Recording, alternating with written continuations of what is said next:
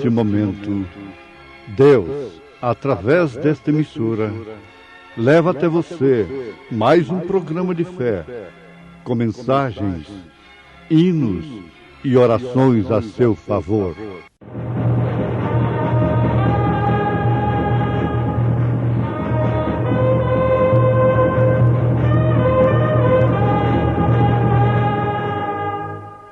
Fé para vencer.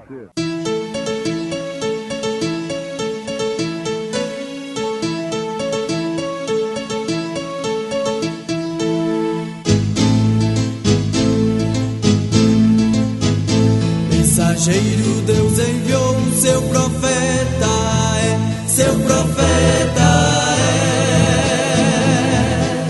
Este som de alarido retumbando está, E as águias de Deus, já voando estão.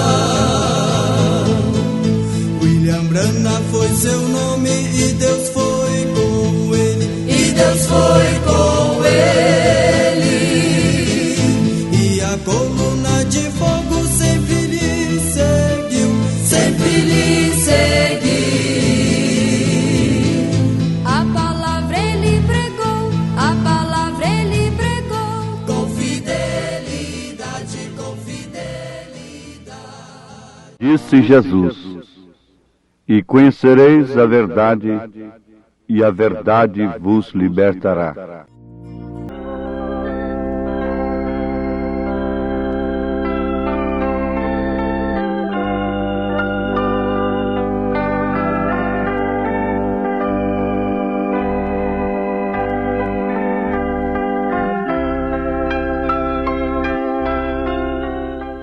Jesus disse: E conhecereis a verdade, e a verdade vos libertará. Cabe-nos uma interrogação nesse instante, sobre isto que está escrito em São João, capítulo 8, verso 32. Estava Jesus falando com escravos, com meretrizes, com pecadores, ladrões, salteadores? Não. O choque foi terrível justamente por causa disto, porque ele estava falando com descendência de Abraão, assim como eles pensavam. Tradição de nação apenas. Eles disseram: somos descendência de Abraão e nunca servimos a ninguém. Como dizes tu, sereis livres? Pregar o evangelho para crente é a coisa mais difícil que existe. Pregar o evangelho para crente? Sim, foi justamente quando aquilo havia encerrado, quando aquela era, aquele tempo havia chegado à sua conclusão, que se cumpriu as escrituras daquele dia, e Jesus veio a eles, aos líderes religiosos, homens de vida impecáveis, e afirmou para eles: E conhecereis a verdade, e a verdade vos libertará. Ora, meus ouvintes, sempre foi assim. No fim de cada era da igreja, Deus vem e apresenta a via de escape. No fim da era de Sardes, Deus enviou Wesley após Lutero, pregando para luteranos? Sim. Agora, por último, depois, pregando para wesleyanos? Sim. E agora para todos os crentes. Deus está dando a mesma mensagem. E conhecereis a verdade, e a verdade vos libertará. Nós vamos transmitir para os nossos ouvintes uma experiência do profeta de Deus para esta era em relação a um ex-escravo e depois a um escravo. Ele afirma em sua mensagem: a ele ouvi. Eu recordo de algum tempo atrás, aqui em Illinois, eu estava em um museu e vi um velho de cor por ali. e com pouquinho cabelo ao redor de sua cabeça. E ele estava olhando o museu. E de repente ele parou e olhou. Ele deu uns passos para trás e começou a chorar, e as lágrimas rolavam por sua face. Ele estava orando. Eu o observei por uns poucos minutos. Me aproximei dele e disse: "Como vai, tio?" Ele disse: "Como vai?" E eu disse: "Eu sou um ministro." E disse: "Eu gostaria de saber por que você está orando. O que te emocionou?" Ele disse: "Vem aqui." Ele olhou para debaixo de um pequeno vidro e lá estava um vestuário. Eu disse: "É uma roupa. Eu não vejo nada que possa pasmar. Isso não faria com que um homem pulasse para trás e fizesse uma oração." Ele disse: "Mas veja, eu ainda tenho as marcas da correia dos escravos ao redor de mim." E continuou dizendo: "Ali está o sangue de Abraham Lincoln. E o sangue de Abraham Lincoln tirou aquela correia de escravo de mim. Não se emocionaria você também com isso?" Eu disse: "Se o sangue de Abraham Lincoln entusiasma um escravo por ter tirado a correia dele, o que fará o sangue de Jesus Cristo quando for pregado em seu poder na santa igreja que clama ser nascida de novo?" Oh, meus ouvintes, aqui está uma tremenda mensagem para este momento. "E conhecereis a verdade acerca do meu sangue."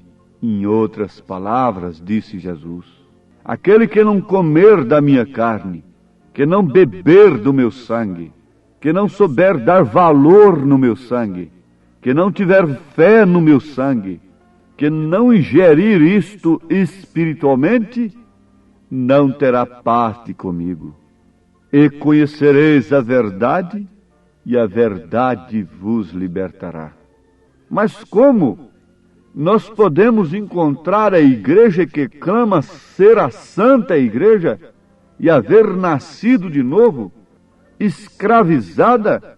Ela não pode admitir isto. Como sacerdotes judeus, aqueles fariseus, aqueles sacerdotes, não puderam admitir que viesse uma mensagem de libertação para eles, porque eles se consideravam filhos de Abraão e que não eram escravos. Mas eles estavam escravos da tradição. Eles estavam escravos dos credos. Aquilo havia virado apenas dogma. Aquilo tinha virado uma tradição e eles haviam perdido totalmente o significado da palavra misericórdia, quero. Eles não se portavam como libertados mais. Conta-se que um avaliador de escravos foi por ali para avaliar escravos para seus compradores. Então, chegando ali, ele viu que eles pegavam nos chicotes e batiam naqueles escravos para fazê-los trabalhar. E eles observaram certo jovem em uma plantação. Ele estava trabalhando ali como escravo. Eles não tinham que bater naquele escravo. Isso é curioso, não é? Todos os demais apanhavam. Sabe por quê? Ele tinha o seu peito inchado, seu queixo levantado. Ele era certo com aquilo. E o avaliador disse: "Eu gostaria de comprar aquele escravo." Oh, mas o proprietário disse: "Este não está à venda." Ele disse: "Bem, mas ele é tão diferente do restante deles." Ele disse: "Sim, eu notei isto. Eu suponho que ele é o chefe de todos eles." "Não, ele é simplesmente um escravo", foi a resposta do proprietário. O comprador disse: "Bem, talvez você o alimente melhor do que você faz com os outros." O proprietário disse: "Não, todos eles comem juntos lá na galeria." Então o comprador disse: "Bem, O que lhe faz ser tão diferente do que o resto deles é? E o proprietário lhe respondeu: eu fiquei querendo saber disto por muito tempo também. Por que este homem, estando nas mesmas circunstâncias dos demais, como escravo, trabalhando aqui, tendo a mesma comida, se porta tão diferente? Mas o proprietário afirmou: mas eu vim descobrir que lá em sua terra natal, de onde ele veio, o seu pai é o rei da tribo. E ainda ele, sendo estrangeiro em outro país aqui, longe de casa, porém ele sabe que ele é o filho de um rei, e ele se conduz assim. Irmão, irmã, se um homem africano em um país estrangeiro pôde se conduzir comportando-se como filho de um rei, não devemos nós, filhos e filhas de Deus, agir desta maneira e nos portar como filhos e filhas de Deus, quando o nosso pai é o rei? Sim, isto é certo. Agora pensem bem nisto. Se o sangue de Abraão Lincoln entusiasma um escravo por ter tirado a correia dele, o que fará o sangue de Jesus Cristo? O que fazia o sangue do pai daquele rei naquele filho escravo no outro país? Fazia ele se portar como um filho de um rei. O que faria o sangue de Jesus Cristo em sua vida, mulher? Nas mulheres? Nos homens? As mulheres se vestiriam como filhas de Deus, se portariam como filhas de Sara, porque a Bíblia diz que elas devem se portar como Sara. Elas se portariam como Maria, se de fato tivessem ingerido o sangue de Jesus Cristo. Aquele que não comer da minha carne, aquele que não beber do meu sangue, não tem parte comigo. Isto quer dizer, nunca se portará como quem tem a minha vida, com o caráter de Cristo. Qualquer homem que permite a sua esposa usar esses shorts e fumar cigarros e estas coisas, veja só, o homem não é julgado pela aparência, o homem não é julgado pela sua musculatura, pelo seu poder aquisitivo, pela sua fama, pela sua voz, pela sua beleza. A mulher não deve ser julgada pela sua beleza. O profeta diz: eu já vi homens que pesam 200 libras e toda aquela musculatura e não terem nenhuma grama de homem em si. Arrancam um bebê dos braços de sua mãe e a violam. Isso não é um homem, isto é um animal irracional. Homem, na verdade, é o caráter que ele tem. Ele estava ali trabalhando como um escravo, como Daniel estava lá dentro da Babilônia, como José estava lá no palácio de Potifar. Está você aí também, essa escravinha da casa, do lar, mas se porte como a filha do rei.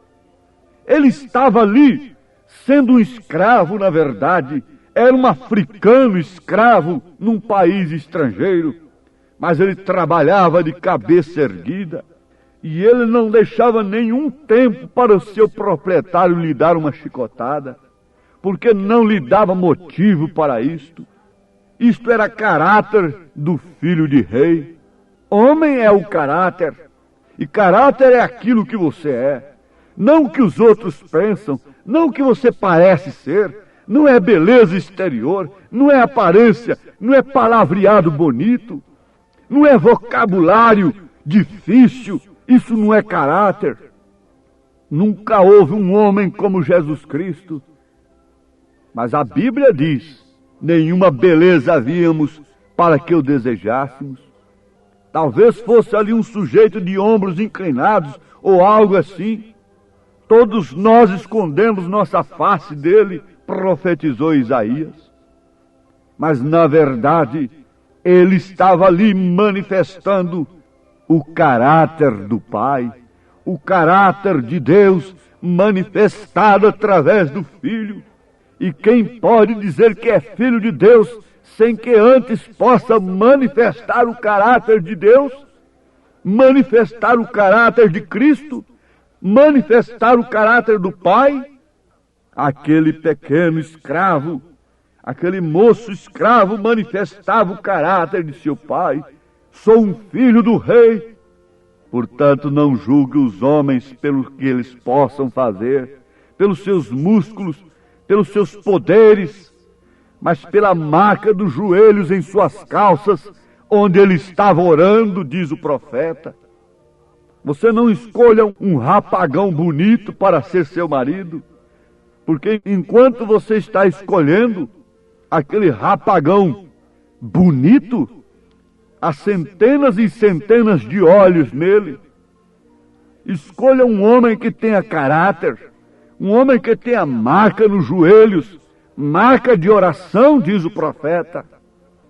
Esta é a maneira pela qual você deve julgar um homem, é pelo caráter.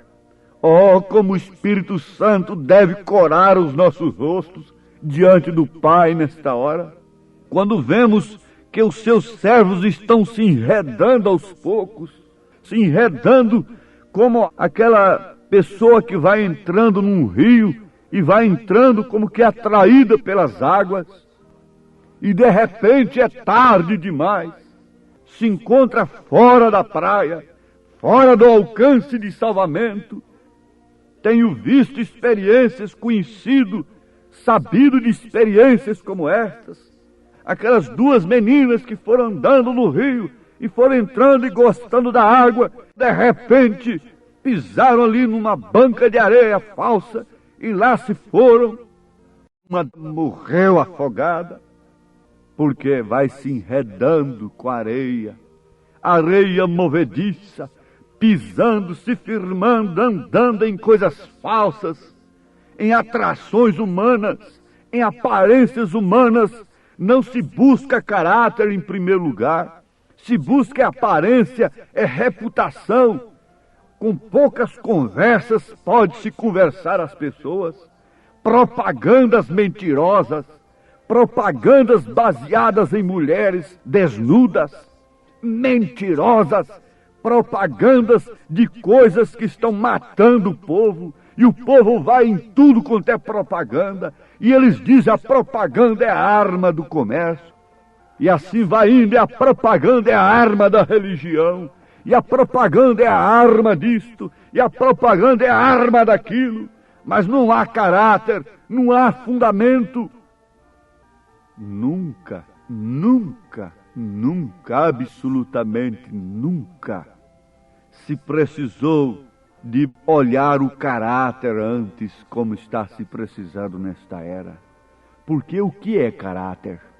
Um fio de bigode valia muito mais do que um cheque, sob todas as ameaças de lei hoje. A palavra de um homem valia tudo para uma moça que se casaria com ela. Como é feito o casamento hoje? De que maneira? Ainda falamos em religião, ainda falamos em Deus, queremos misturar Deus com essas coisas, com essas imundícias todas. O que é caráter, meus irmãos? Aquele escravo nos dá uma lição de caráter, trabalhando sob circunstâncias, sob dificuldades. Ele caiu, escravo em outro país, mas lá ele se portava como um filho do rei. Isso é caráter. Ele olhava para cima, ele nunca ficou ali olhando para baixo, ele nunca se misturou, ele sempre mostrou, e aquele proprietário disse, até que enfim eu descobri que ele lá na sua terra é filho de um rei, rei de uma tribo, filho de um rei de uma tribo de nativos, tem mais caráter do que um povo chamado cristão, chamando-se filhos de Deus e comendo bolotas dos porcos deste mundo. Nem o filho pródigo teve coragem para isto. Oh, sim, nós devemos nos corar o rosto nesta hora, quando se pensa em caráter. O que é caráter de uma mulher? O que é caráter de um homem? O que é caráter de uma igreja? Tá certo que os homens não busquem caráter, busquem dinheiro, posição, beleza, aparência, mas Jesus Cristo vem buscar é caráter.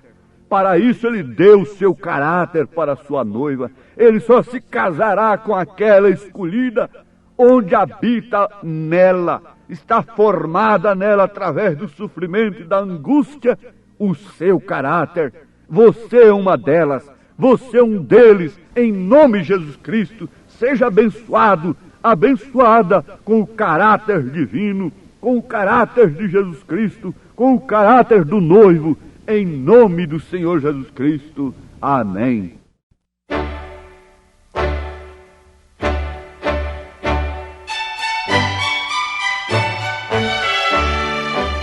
Ouvintes, escreva-nos pela caixa postal de número 15.020, 15020, CEP 74.501-970, Goiânia, Goiás. O nosso endereço na internet é www.apalavraoriginal.org.br. Volte a nos ouvir amanhã novamente neste mesmo horário, nesta emissora, se o Senhor nos permitir, com fé no Filho de Deus, a fé que vence o mundo.